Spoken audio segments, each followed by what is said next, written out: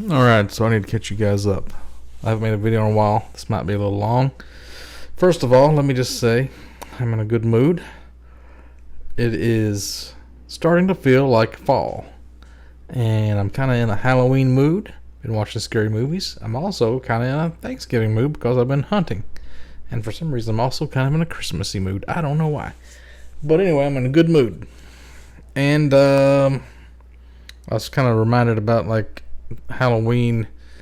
We used to always rent those wrestling, what's the Halloween bash or something, the WCW videos. Used to go get those tapes.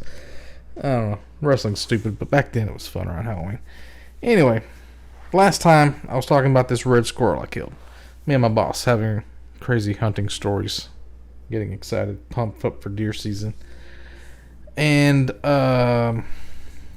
let's see. First of all, yesterday I took my 243 rifle to the gunsmith, and I had this scope that came with my air rifle.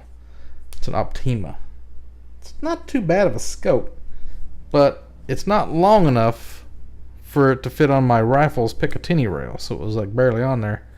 And I thought I had one of these set screws like stripped out, but he used some kind of different kind of a tool and it undid it.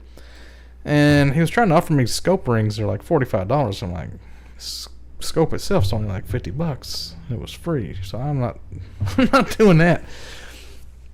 Anyway, my boss is talking to me about getting a crossbow. He ordered one for like $120, and I'm like, I'm just gonna start messaging my mom and dad and see what they got in mind for Christmas this year, because last year I got that drum set back there, and ended up getting this $300 crossbow from Bear Archery. I think it's gonna be pretty sweet.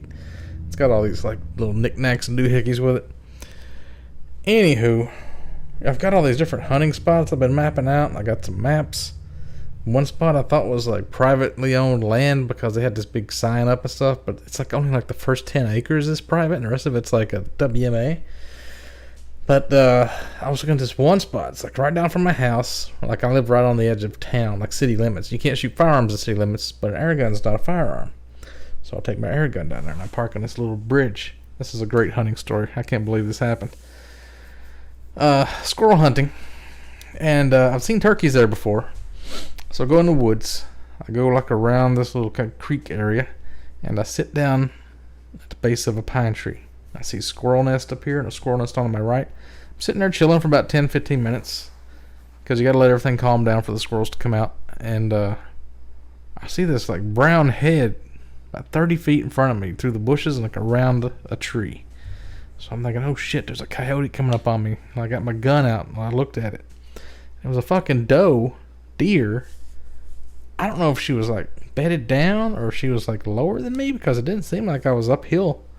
It seemed like way too small to be a deer, but it was. And it kept like doing this thing with its head, like trying to see what the heck I was. It was like, it smelled me, but I'm not moving. I'm sitting there still as a statue. And it finally got spooked and it went and blew, and I like went backwards, like hopped twice, but then I didn't react. So it was like testing me. It stops, turns back around, starts coming the way it was coming again, starts looking at me again. And by the way, the first time I had the scope right on its right between the eyes. I could have taken a shot. I've been thinking, like, I'm wondering if an air rifle could take down a deer, and I kind of want to test that theory, but it's not really legal to use an air rifle. But I was thinking about taking like a pork chop and putting it on like the outside of a deer skull that I have like a couple of them in my backyard to see if it'll penetrate it. Anyway, so the deer broadsides me and it starts blowing again and like stomping its feet at me, like trying to bluff me and like see if I'll react. And I'm like perfectly still, not moving. Anyway, it finally got scared and it started blowing again and it went off the way it came. So after a while, I get up and I go a little farther and I sit down next to a different tree because I could see all these hickory nuts around. I know there's got to be squirrels around here. They're just not coming out because I'm making too much noise. So I sit down there and I chill out, start thinking about Game of Thrones and how I could be reading a book while I'm waiting on squirrels and stuff. And this squirrel comes along with a nut in its mouth. It just hops along, climbs a tree. I'm waiting for it to go around the tree. It comes out on this little limb, gives me the perfect shot. So I pop him. And this squirrel jumps like 2 or 3 feet, or it flipped, or maybe my gun's just that powerful. I don't know. But it like flew up into the air, fell off onto the ground. I think it tried to climb back up the tree again, but it couldn't. It fell over dead. But I didn't move. I'm still sitting there being chill because I hear like other sounds to my left. So I'm thinking there might be more squirrels coming in. I never did. But there is squirrels over there. So I'll get up and I walk over to the tree. I see the squirrels laying there dead. So I'm like, okay, that's one squirrel. These are the little gray squirrels, not the big red squirrels like the first one I killed. But these were, probably take 2 of them to make a good meal. One of them's just a snack. So I'm like, I got to get another squirrel. So that one's there. I know where it's at. There's like 4 or 5 big hickory trees along this fence row. Really good squirrel spots right there. But I went off to the left and I found an even better squirrel spot. And it's like this garbage dump pile for these people. They own like a, I don't want to say where it is, I might tell you where I live, but it's like a business. You can see like the tip of the house. I'm like right on the edge of their property, and that's where they dump all their crap. And there's like oak trees, there's acorns, there's hickory nuts, there's all kinds of nuts. There's a squirrel paradise right in there. There's like 2 or 3 of them crawling around. I see one, I shoot him, he falls down and he like grabs on, or he gets stuck on a top of a sapling. He like bends the whole tree down. Then he's like, he comes out of it and he's like starts crawling down the tree. And then I think he started to go back up the big tree that I first shot him on. I shot him again, like dead in the head, headshot, perfect shot, dead squirrel, 100%. And then I'm wearing these gloves, and that was my last shot. I'm out of ammo because the little magazine for these air rifles are round. You got to wind it. It's got a spring. You got to wind it, put one in the backwards way to hold it, and then you can take it one by one and start filling in the BBs again, or the pellets. So I had put a bunch of pellets in, but I didn't wait until it was completely empty before I wound it. So now none of those have any of the spring-loaded stuff on it, so they can't shoot. So I got to like take each one of those out, hand load it with these gloves on, and it's a big mess. I finally get a pellet in there, and I see another squirrel's tail and the Y of a tree. When I say a Y of a tree, I'm talking about like a tree that branches out like this. So I can see the tails in the Y. I can't see the body. I'm like, what the hell? I'm going to go ahead and shoot at the tail. When I do that, the head pops around the left side of the tree and looks at me or something and takes off running down the tree. I think it stopped, and I got enough time to load another one in there by hand. I think I shot it again. I don't know if I hit it or missed, but then it takes off running down the woods back the way I came where the deer was. So I'm like, okay, I've been shooting a lot, making a lot of noise up here. I'm right next to these people's house. I'm going to go get this squirrel, go back to get my other one. That's 2 squirrels. That's good enough for one day. I'll get dinners on the table. I go over there, and I can't remember what tree it was. I'm looking everywhere, under the bottom of every tree, and I can't find this dead squirrel. It had to have been dead. I went back to where I shot it, and I looked up, and I thought, oh, there's the Y where I shot the tail, the other squirrel, so that must be the tree. And this must be where the little tree that fell on. So I look under that tree. I don't see a squirrel anywhere. I looked all over the place. Can't find the dead squirrel. So I walk back to the original squirrel. I'm like, well, I got one squirrel. Maybe I'll see another one on the way back out. But the original squirrel's gone. It's vanished. I'm like, well, is this the right tree? I look over to the left, the next tree up, and I was like, it ain't behind that tree. It ain't behind this tree. And then I see a hickory nut with blood on it. I'm like, I'm blood trailing a squirrel. I mean, I've tracked fish. I'm that good of a tracker. I've seen, like, the trail fish leave, and when they make nests, and, like, I've tracked fish. It's crazy, but I've tracked them.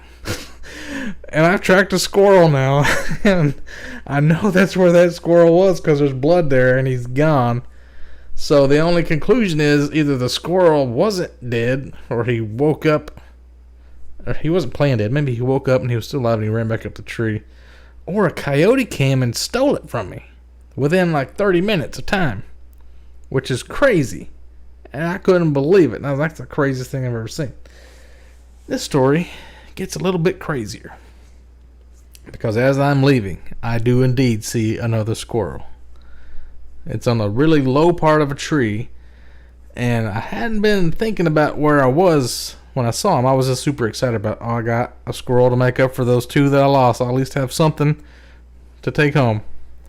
So I raise my gun up and I shoot, and I think I didn't have a pellet in there because only it sounded like air came out, which is a good thing because at that moment the squirrel ran off about 30-40 feet left of where I was aiming A woman on a bicycle comes driving along the road because I was back to the road by that point. I didn't think about my backdrop.